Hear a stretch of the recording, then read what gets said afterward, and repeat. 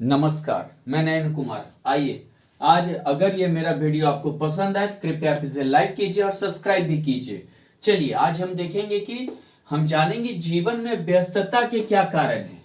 बहुत बार होता है कि हम जीवन में काफी ज्यादा व्यस्त रहते हैं, कभी फालतू का भी व्यस्त रहते हैं, कभी काम से भी व्यस्त रहते हैं, लेकिन व्यस्तता पीछा नहीं छोड़ता है। किसी न किसी कारणवश से वो हमें व्यस्त ही रखता है।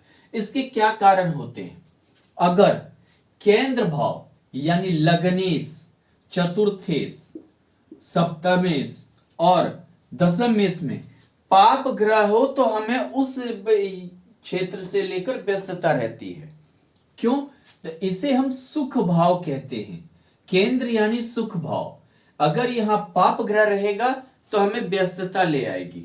अगर मान लीजिए यहां शनि रहेगा तो वो आपको दिमागी तौर पर जल्दी स्वतंत्र नहीं होने देगा।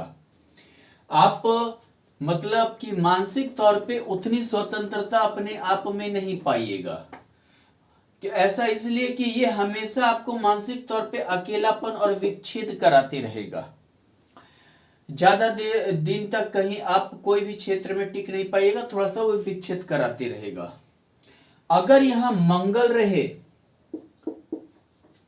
तो भी थोड़ा सा जो है आप में एक गुस्सा, चिड़चिड़ापन वो लेते आएगा, जिसकी वजह से जो भी दोस्ती यारी जो भी मतलब कि ये हो वो आपका जो है ठीक से नहीं मतलब ये होगा। अगर यहां राहु रहे आपको वो सबकी प्रवृत्ति का बनाएगा।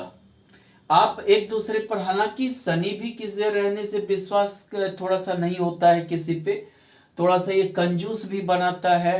थोड़ा मतलब कि आप समझिए कि मतलब कंजूसी की वजह से ये और ये लीचड़पन की वजह से किसी से चिपकने मतलब कि किसी से व्यक्ति का वैचारिक नहीं मेल खा पाता है।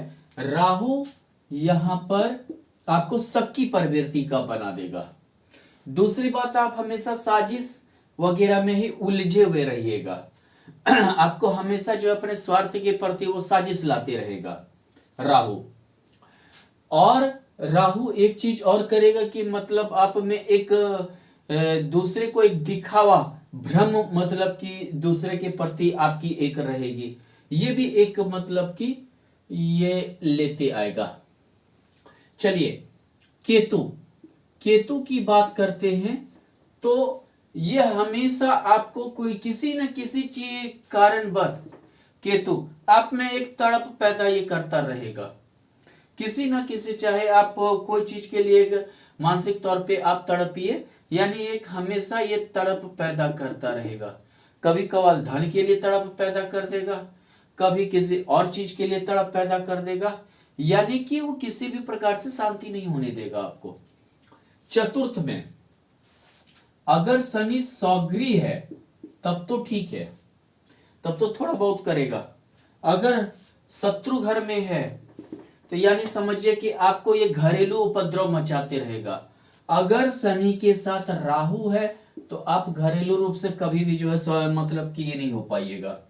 हमेशा जो है किसी न किसी वजह से जो है परेशानी आपकी आती रहेगी, व्यस्तता आपकी आती रहेगी। हो सकता है कि आपकी जो अचल संपत्ति है उस पर केस मुकदमा लेके आपको व्यस्तता ले आए, या आपको घर में टिकने ही नहीं दे, घर से कहीं और जॉब या नौकरी वगैरह का योग बना दे, यानी कि ये जो है कभी भी आपको नहीं ये करने देगा।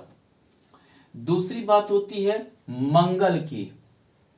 मंगल भी आपको मतलब कि यहाँ पर संपत्ति तो हो सकता है दे दे या घर दे दे, सौगरी हो तो या उच्च का हो तो आपको घर दे दे। अगर वो शत्रु घर में है या नीच का है जो, तो वो जो है आपको हमेशा अशांति कला घर में बनी रहेगी। किसी न किसी कारण बस जो है वो खिचखिच होता रहेगा घर में, किसी न किसी कारण बस लड़ाई झगड़ा चे मतलब हो उपद्रव होता रहेगा। मंगल के वजह से शांति नहीं होने देगी। स्त्री वर्ग के कारण बहुत ज्यादा जो है झमेला करवा देगा। अगर आप देखिए यहां पर शनि यहां रहे तो विच्छेदनवादी ग्रह है, यानी कि विच्छेदनवादी ग्रह है, एकांत प्रिय ग्रह है। यहां तो एकांत प्रियता लाता ही है। एकांत प्रिय के कारण ही विच्छेदनवादी नीति को, यहां भी विच्छेदनवादी वो नीति अपनाएगा, एकांत प्रिय बना देगा। अब क्या होता है कि शनि और बुध को हम लोग यहाँ मानते हैं जैसे नापुंसक ग्रह। कभी कभी क्या होता है कि वो मतलब कि बहुत एज पे वो शादी करवाता है। अगर शनि सप्तम में रहे तो उम्र में शादी होता है, और उम्र में शादी होने के बाद जो है एक पति पत्नी का मतलब कि सुख होना चाहिए वो चीज से विचलित कर देता है। यानी जिस एज में कराएगा उस एज में आदमी का बीमारी शुरू हो जाती है, डायबिटीज, थायराइड, ब्लड प्रेशर 35-40 साल में शुरू होना हो जाता है, जिससे कि जो है एक शारीरिक सुख नहीं हो पाता है अच्छी तरह से। कभी कभी यहाँ पे अनमेल शादी करवा देता है, लड़की और लड़के के एज में 10 साल का अंतर हो गया। कभी कभी ऐसा करता है कि दूसरे से अनैतिक संबंध करवा देता है। शनि राहु दोनों का यही काम है यहाँ पे, अनैतिक संबंध करवा देना। कभी कोई विडो से, अपने से बड़ी स्त्री से, यानी तो मतलब मान लीजिए कि डिवोर्स स्त्री से वो अनैतिक संबंध करवा देगा। राहु का भी यही काम है। राहु हालांकि क्या करता है, थोड़ा सा शक्की प्रवृत्ति का होता है। यहाँ पे अगर राहु रहता है तो हस्बैंड वाइफ एक दूसरे पर शक करते हैं। अगर हस्बैंड का है तो उसकी वाइफ शक करती है, और अगर पत्नी का है तो पति के शक करता है उसके कैरेक्टर पे। राहु हमेशा एक शक्की प्रवृत्ति लगा हुआ रहता है हस्बैंड वाइफ के बीच में, और जो है मतलब कि ये शक्की प्रवृत्ति नहीं दूसरे से हालांकि जो है अनैतिक संबंध में भी ये कर देता है। अगर यहाँ मंगल है तो जिसका भी है वो मतलब कि एक शारीरिक सुख बहुत ज्यादा खोजना शुरू कर देता है, जिसकी वजह से भी कलह पैदा हो जाता है। अब शारीरिक सुख ज्यादा खोजना माने समझिए कि शारीरिक में उसे मतलब कि ज्यादा मतलब मौज मस्ती चाहिए, जिसके वजह से नहीं हो पाने की वजह से भी असंतुष्टि पैदा करता है। आप देखिए वो ये क्या होगा कि हस्बैंड और वाइफ के बीच में असंतुष्टि पैदा करता है, उसके कारण भी ये ग्रह बनता है। सबसे ज्यादा इसमें बल होता है, ये हर चीज में जो है मतलब एनर्जी लगाना चाहता है, ताकत लगाना चाहता है, जिसके वजह से असंतुष्टि पैदा करता है। दूसरी बात होता है केतु। केतु भी यहाँ जो है हानि पहुंचाता है। केतु क्या करता है, किसी और चीज में मन जाके लगा देता है, जहां लगना चाहिए वहां लगता नहीं है मन। यानी कि अगर किसी की शादी हो गई, लगना चाहिए उसे पत्नी में, पत्नी में ना लग के कोई इसी काम धंधे में लग गया है। अब जो उसको पत्नी का जो है ये है ही नहीं, जो है हाँ हमारे पत्नी के साथ क्या हो रहा है, क्या होने वाला है, इसका कोई मतलब ये नहीं होता है। वो एक और मतलब कि में उसकी एक तड़प पैदा रहती है, जिसके वजह से जो है मतलब कि दिक्कत पैदा होना शुरू हो जाता है। चलिए यहां पे हालांकि सूर्य, यहां पे सूर्य खराब नहीं होता है। सूर्य को पाप ग्रह नहीं कह सकते हैं, क्रूड ग्रह कह सकते हैं। क्रूड इसलिए कि वो प्रिंसिपलवादी होता है। सूर्य प्रिंसिपलवादी, सिद्धांतवादी होता है। जो कह दिया यानी कि वो ऑर्डर देना जानता है, इसी के लिए उसको ज्यादा ही नहीं। लेकिन यहां पर सूर्य शादी तोड़ा देता है। अगर सप्तम भाव में सूर्य है तो ये शादी तोड़ा देता है। एक दो शादी टूटने के बाद ही होने का चांस बना रहता है।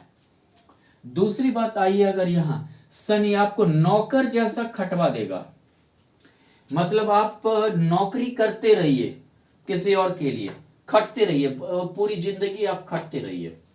यानी कि जब तक अगर शनि की महादशा है तो निश्चित आपको 19 साल वो खटा देगा किसी के पीछे। अगर देखिए राहु, यानी कि आप दूसरे मतलब अपना घर छोड़कर राजनीति वगैरह में ही बौला रहिए, मतलब पागलपन आपको सवाल रहेगी, कोई और चीज में, साजिश में, राजनीति में, या किसी को हानि पहुंचाने में, आडंबर करने में आप व्यस्त रहिएगा। दूसरी बात देखिए, तीसरा मंगल। हालांकि आपको मंगल एक चीज यहां करता है, शनि और मंगल आपको इंजीनियर वगैरह बनाएगा, चाहे मैकेनिकल इंजीनियर या इलेक्ट्रिकल इंजीनियर आपको बना सकता है। यहां शनि जो है आपको सिविल इंजीनियर, अच्छा सिविल इंजीनियर बनाएगा। आपको यहां शनि और एक चीज देगा, ये कंप्यूटर इंजीनियर बनाएगा। लेकिन वही है, लाइफ बहुत व्यस्त कर देगा। कंप्यूटर इंजीनियर दिन पर दिन प्रतिदिन कुत्ता की तरह आप खटते रहिए, मंगल है सेम उसी तरह जो है दूसरा ये राहु, दूसरे के प्रति आप साजिश करते रहिए, दूसरे के प्रति जो है खाली घाघ मतलब प्रवृत्ति का आपको ये कर देगा। यानी अगर केंद्र भाव में पाप ग्रह है वो किसी न किसी प्रकार से आपको व्यस्त रहते मतलब रखेगा, किसी न किसी प्रकार से आपको जो है वो शांति नहीं होने देगा। कितने आदमी से सुनते हैं कि हमारे जीवन में शांति नहीं है, उसका देखिए केंद्र भाव वगैरह ऐसा ही होता है। दूसरा होता है कि आखिर वो कौन सा ग्रह कहां होकर बैठा है कि वो आपको शांति नहीं होने देगा, ये भी एक बहुत बड़ा रीजन है।